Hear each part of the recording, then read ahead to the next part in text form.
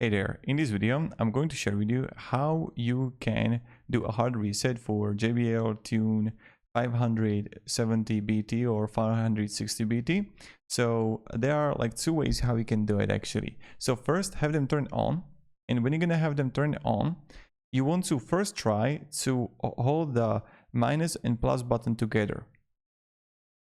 So hold them together and press them for like few seconds. And then it should like turn off and like stop beeping. This is the first thing to try. If that is not going to work out, try to hold the middle button and the minus button.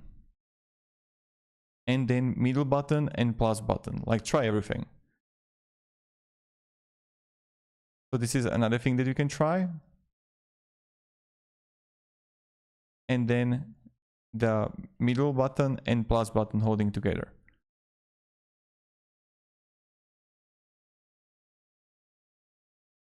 For like 15-20 seconds if it's going to resolve the issue that you have.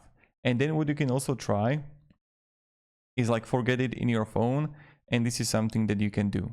So thank you very much for watching. Hope you're having a great day, and goodbye. So try to minus plus together, middle plus minus, middle plus plus, and just do that. Thank you and have a great day, and goodbye.